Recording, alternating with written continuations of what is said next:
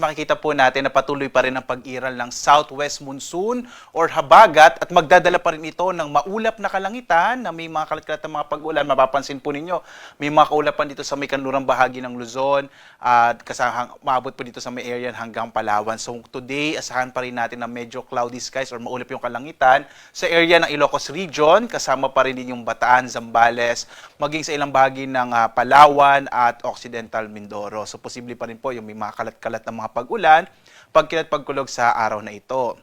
Samantala, meron din tayong minomonitor, isa pong low pressure area na nasa 890 kilometers silangan ng northeastern sa Mindanao. Base po sa pinakahuling datos natin, bagamat hindi natin inaalis yung posibilidad na pwede po itong maging bagyo sa mga sunod na araw, pero po at least in the next 24 hours, medyo maliit pa yung posibilidad na ito ay maging bagyo. Ang inaasahan po natin, patuloy itong kikilos pa kanluran, kaya po sa araw na ito, inaasahan din natin na medyo magiging maulap ang kalangitan na may kalat-kalat ng mga pag-ulan, pagkulog. Sa may bahagi naman ng Eastern Visayas, kabilang din ang Caraga at Davao Region. So mag-ingat po yung mga kababayan natin dito sa may silangang bahagi naman ng Visayas at Mindanao sa mga potensyal na mga flash floods and landslides, dulot nga po ng mga kaulapan at mga pag-ulan na dala ng low pressure area.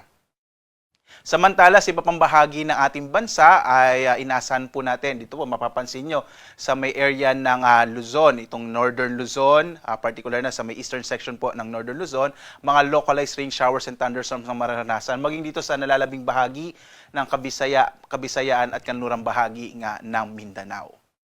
Sa araw na ito, dito po sa Luzon, may potential po, may mga posibilidad ng maulap na kalangitan, na may mga kalat-kalat na mga pag-ulan, pagkulog sa may bahagi nga ng Ilocos Region, kabilang din yung Bataan, Zambales, at itong area ng Occidental Mindoro. Sa lalabing bahagi naman ng Luzon, inaasahan natin ang bahagyang maulap, hanggang sa maulap na kalangitan na may kalat-kalat na mga pag-ulan, pagkulog. So posible pa rin po yung mga localized thunderstorms sa hapon hanggang sa gabi. Agwat ang temperatura sa Lawag, 26 to 32 degrees Celsius. Sa Tuguegarao, 26 to 38 degrees Celsius. Sa bahagi ng Baguio, 17 to 24 degrees Celsius.